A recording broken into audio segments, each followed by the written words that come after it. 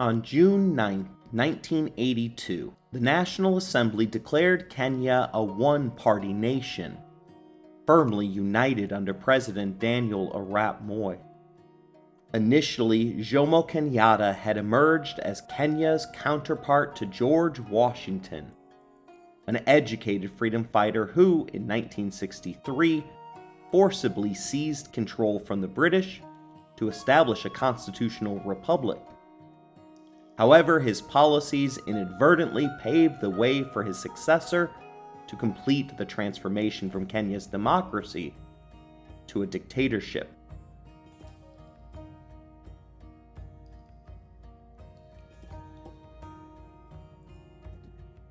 You're listening to Empires, Anarchy, and Other Notable Moments, a podcast designed for deep dives that assist in the teaching of history.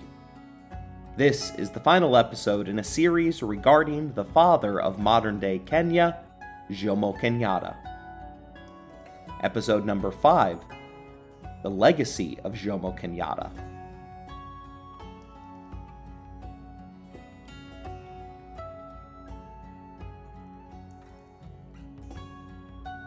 George Washington stands among few peers within the hallways of history.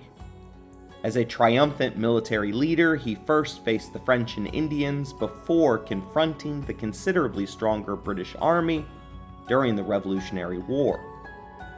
Washington seamlessly transitioned from a general to a politician, guiding America along the challenging road to a more perfect union.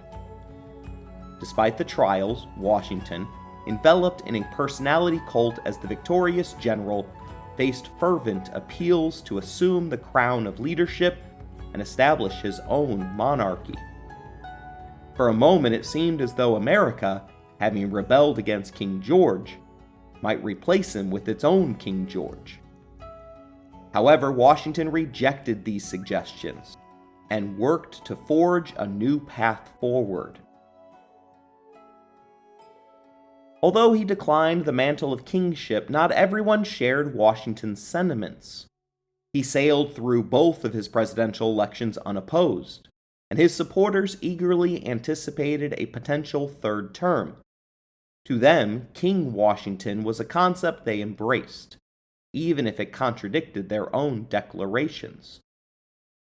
One of the most remarkable documents in world history, George Washington's farewell address, was initially titled The Address of General Washington to the People of America on His Declining the Presidency of the United States. Future President James Madison authored the first draft when Washington considered resigning during his first term. And in 1796, Alexander Hamilton added the final touches. The farewell address articulated Washington's concerns for the fledgling nation, forecasting our eventual descent into partisan bickering, foreign entanglements, and bloated budgets. Its most important moment, however, came with Washington's public declaration that he would not seek a third presidential term. It was time for the reins of power to pass to the next leader. Until Franklin Delano Roosevelt, every subsequent leader adhered to the principle set forth by Washington. 8 years were sufficient for one person to wield power. Anything beyond that risked undermining the democratic principles for which many had fought and died. While Washington undeniably had his flaws, the historical precedent for a leader willingly and responsibly relinquishing power takes us back to ancient times. Lucius Cincinnatus, called to service to quell a plebeian uprising in ancient Rome, exemplifies this rare trait. Upon receiving the call, messengers found him working his land with a plow. Granted unlimited power in Rome, Cincinnatus used it to swiftly crush the revolt. Astonishingly, he disbanded his army and returned to his farm just 15 days later. To emphasize that his rejection of power was intentional, Cincinnatus was called into action again 19 years later. Once more, he gathered the full power of the Roman Empire, resolved the crisis, and returned the authority 21 days later to retire in peace. Jomo Kenyatta, the George Washington of Kenya, shared commonalities with both men. Tasked with leading the transition of the fledgling nation, Kenyatta, perceived as a victorious general, even if it had been from behind bars during the emergency, transformed himself into a politician out of the needs of his nation. Kenya mirrored the idolization of its founding father by incorporating his name throughout the country. Similar to Cincinnatus, Kenyatta was willing to amass the state's power to address any crisis the young nation faced. However, in contrast to Washington and Cincinnatus, Jomo Kenyatta never showed a willingness to relinquish even an ounce of the power that he had accumulated.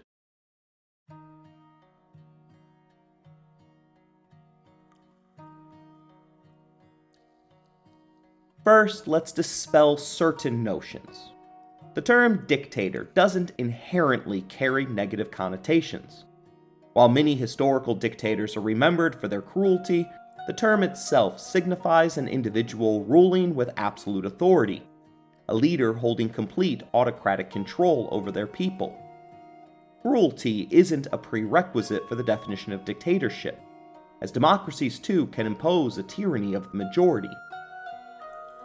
Despite Kenyatta being labeled a dictator by some, there are those who hesitate to categorize him as such, in part due to his enduring popularity among the people, evident even today as his son holds elected leadership in Kenya.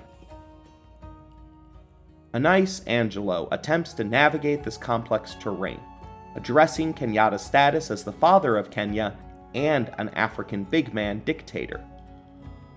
In this podcast, I lean significantly towards the dictatorship characterization in the ongoing debate. Angelo's work, Power and Presidency, the Jomo Kenyatta Years, first tackles the label of father of the nation. In 1960, as the winds of change signaled Kenya's path to independence, Jomo Kenyatta, previously confined in the harsh Lokoteng prison, found himself in isolated house arrest in Lodwar. The British-rigged sentence portrayed Kenyatta as the mastermind of Mau Mau, a characterization influenced by their racist ideology, preventing a nuanced understanding of Mau Mau as a decentralized movement or a response to legitimate political grievances against the colonial government. The Kenyan African National Union Party, or KANU, led by Tom Mboya and Ojinga Odinga, formed for the upcoming elections. Kenyatta, selected as the party's president in absentia, having previously served as the head of the KAU before his arrest, centered the party's platform around the strategic goal of freeing Kenyatta.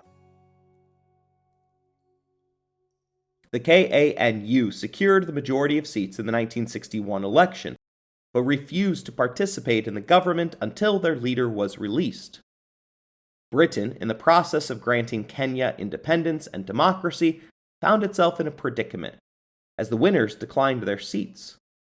In a private discussion, Jomo Kenyatta pledged to safeguard British settler interests and rights, leading to his release. If he was meant to be the father of the Kenyan nation, he missed its birth. However, with his freedom, the KANU could finally take their seats at the table, a position they would not relinquish for another 39 years. In 1963, Governor MacDonald assumed control of Kenya, perceived as more amenable to Africans than his predecessor. He expedited the process of Kenyan independence, aiming to complete it by the end of the calendar year. MacDonald designated Jomo as the leader in waiting, forming a friendship with the former prisoner. Jomo Kenyatta was identified as the wisest, strongest, and most popular potential prime minister for the emerging nation. The constitution writing process initiated in 1960 involved both the KANU and their rival political party, the KADU. By 1963, Jomo Kenyatta publicly praised the document while privately expressing plans to amend significant sections. Debates over executive power took a back seat to criticize British concerns, including land redistribution and the government's centralization or decentralization. The final document discreetly included language granting the executive to make any appointment or make any order or do any other thing.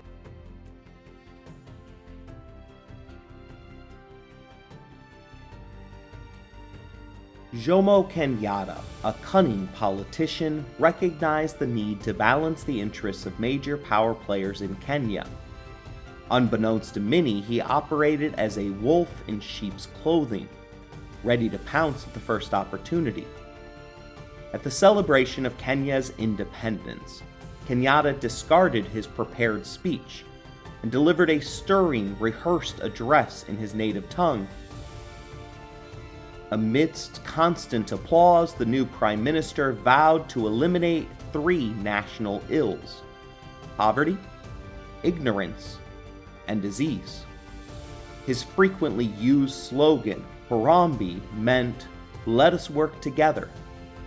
It served as a facade for a man who would rule as much through authoritarianism as through collaboration.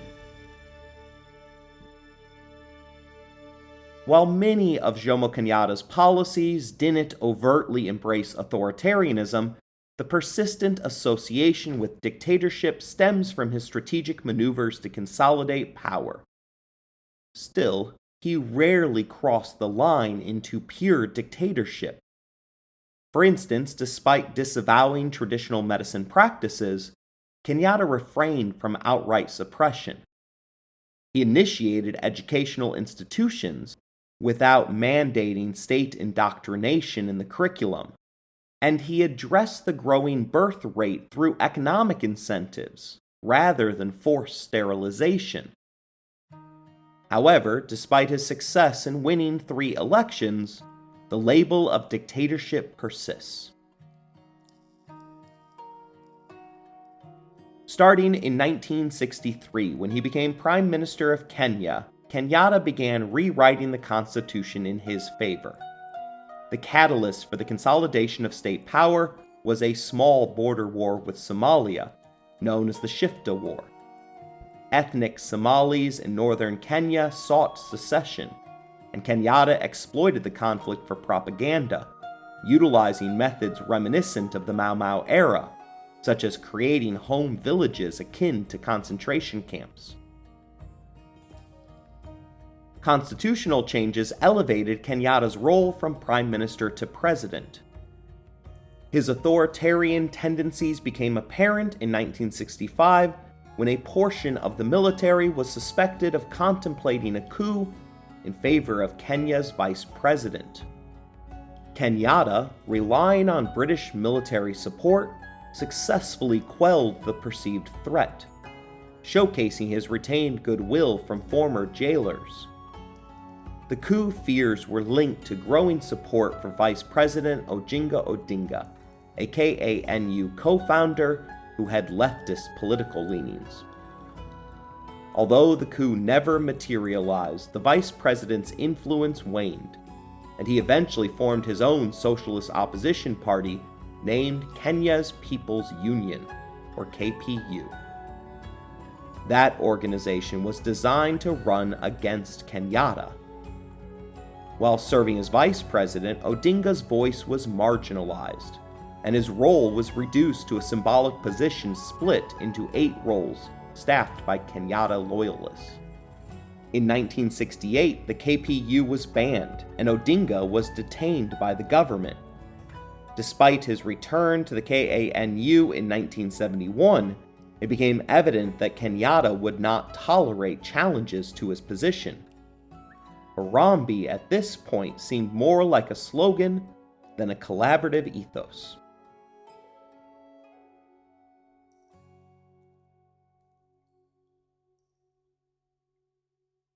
Pio Pinto, a committed advocate for communism and a member of the KANU party, leaned towards the Odinga faction. He met a tragic end in 1965.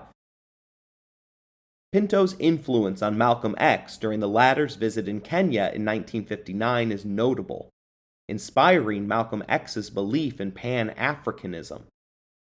Pinto was assassinated, allegedly because he had uncovered Jomo Kenyatta's embezzlement of foreign aid, around $5 million from Britain, designated for those affected by colonialist policies during Mau Mau. Intent on testifying publicly, Pinto's assassination was orchestrated to prevent the damaging information from reaching the ears of Parliament. While Kenyatta publicly condemned the killing, evidence points to the involvement of his personal bodyguard. Pio Pinto became the first Kenyan politician to be assassinated, an unfortunate precursor to further political violence. Remarkably, Malcolm X, Pinto's friend, was also assassinated just 3 days later.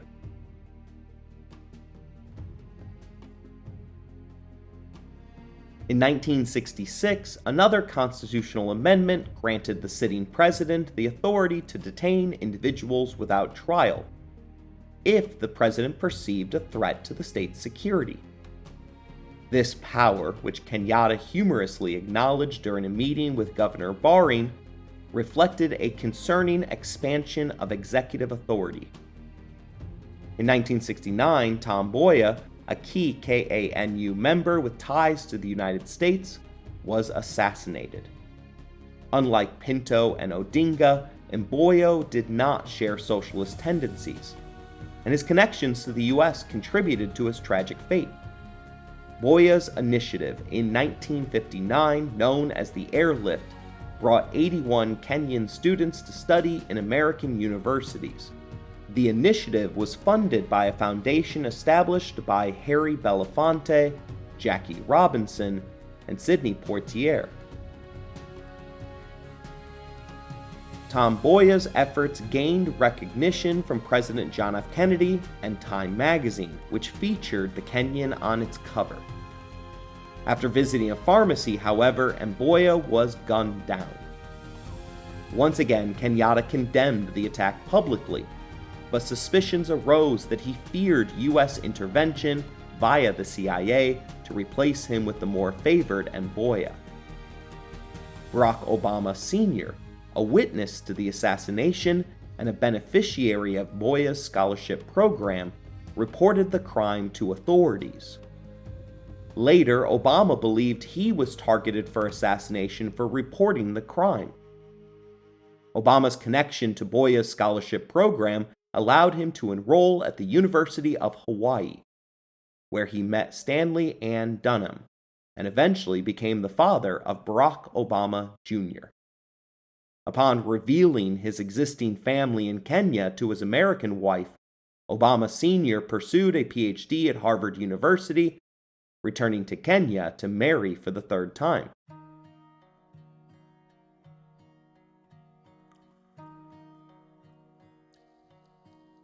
The disappearances of Pio Pinto, Ojingo Odinga, and Tom Mboya suggested that Jomo Kenyatta adhered to Joseph Stalin's philosophy of no man, no problem. In 1969, Kenyatta reinstated a loyalty test by reviving the controversial Kikuyu oathing ceremonies that had been used during the Mau Mau era. This time, the oath explicitly pledged loyalty to Jomo Kenyatta, challenging the powerful Catholic Church in Kenya, which saw it as an attempt to deify him. Time magazine's 1969 article, Ominous Oaths, highlighted the dangerous implications of these ceremonies, where thousands of Kikuyu swore allegiance against fellow Kenyans in Kenyatta's backyard. Despite Jomo's positive relationship with the Kenyan press, negative stories about the oathing ceremonies led to mass deportations of journalists as the press turned against the president. Jomo's response was to wield his constitutional powers to remove this perceived threat to the state. In 1975, the final prominent political assassination occurred, with the kidnapping, torture, and murder of Josiah Wanga Kirky, whose growing popularity surpassed Kenyatta's. The clumsy nature of the assassination pointed to Kenyatta's involvement, with intelligence services directly implicating his personal bodyguard in the opponent's disappearance. By this point, it became evident that Kenyatta was losing his political acumen, likely attributed to his declining age.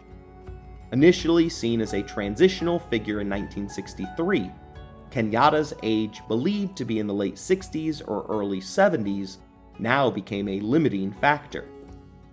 The man once known as the Burning Spear was now affectionately referred to as Z, or Old Man.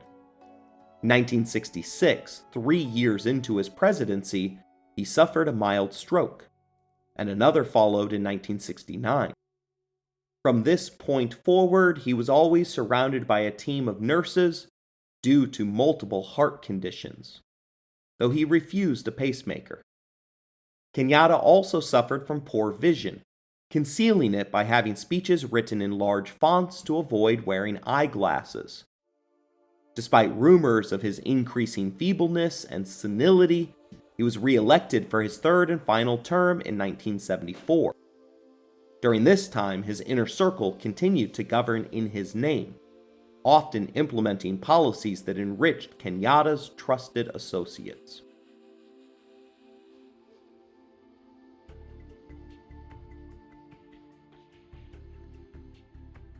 Before his health declined, Jomo Kenyatta reveled in the trappings of power. During a countryside tour, he set his sights on a farm and demanded its purchase, irrespective of the seller's wishes, contradicting the slogan of his land policy, "Willing buyer, willing seller." When the minister failed to enforce the sale, Kenyatta, asserting his presidential authority, learned that his wife had already acquired the land. The Kenyatta family's extensive land acquisitions led to accusations of colonizing the Great Rift Valley. A 1975 New York Times article portrayed a damning legacy for the Kenyatta family, involving political assassinations, ongoing large-scale land acquisitions, attempts by Kenyatta's fourth wife to seize a diamond mine from Americans, and the royal family's engagement in illegal trades, such as charcoal and ivory. The government collaborated in arresting competitors involved in each of these illicit and ecologically damaging activities. But it turns out that those arrests were only done so the Kenyattas could monopolize the industry. In 1977, Kenyatta suffered strokes and/or heart attacks, passing away on August 22, 1978. Officially, his death is attributed to a heart attack. Funeral preparations had started a decade earlier, mirroring the ceremony of British Prime Minister Winston Churchill. They even brought in the gun carriage from Britain that Churchill rode in. The elaborate ceremony, reminiscent of British pomp and circumstance, aimed to perpetuate Kenyatta's personality cult as the father of the country, and obscure his record as a dictator. As early as November 1963, Kenyatta had elevated himself above the law, legislating deportation for those disrespecting the Prime Minister, a severe punishment rooted in Africa's history of social death. Monuments, streets, an international airport, and a university were all named after him, reinforcing his dominant presence. His statue outside the National Assembly symbolized his overarching influence, making it challenging for Parliament to serve as a check on the president. A 2020 analysis done by The Conversation used Nairobi to highlight the streets renaming post-independence, while they shed colonial references. Notably, Mama Jinja Street was one of the few streets named after a woman, honoring Jomo's wife. Both George Washington and Jomo Kenyatta share the distinction of appearing on their respective countries' currency, with Kenyatta gracing the bills during his presidency, unlike George Washington, who only appeared on the US dollar bill 70 years after his death in 1869. If you're looking for absolutely amazing trivia questions, ask people who Washington replaced. Surprisingly, it was the Treasury Secretary of Abraham Lincoln.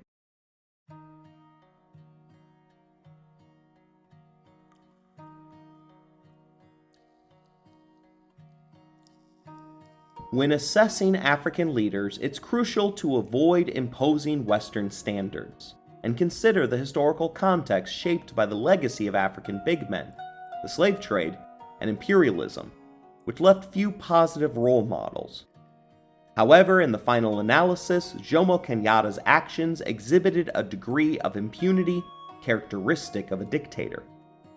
He removed political opponents, clashed with the press when unfavorable, and strategically placed his name to create the illusion of sole responsibility for Kenyan success. His family enriched themselves at the expense of others, leveraging government powers to eliminate competition. While recognizing Kenyatta for his achievements, it's important not to romanticize him as a George Washington-like figure. Despite similarities in opposing the British, serving during Kenya's birth, and having numerous things named after him, Kenyatta lacked Washington's ability to step down and bid farewell.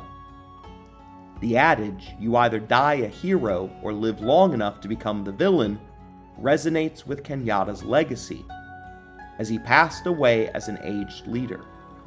It's a reminder that despite accomplishments, the assessment of leaders should consider their actions and legacy comprehensively.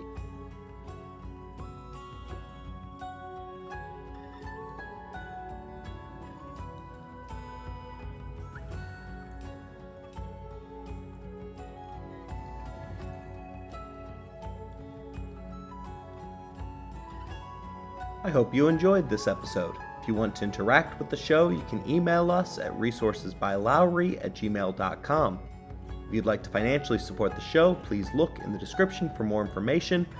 As always, thank you for listening, rating the show, and spreading the word.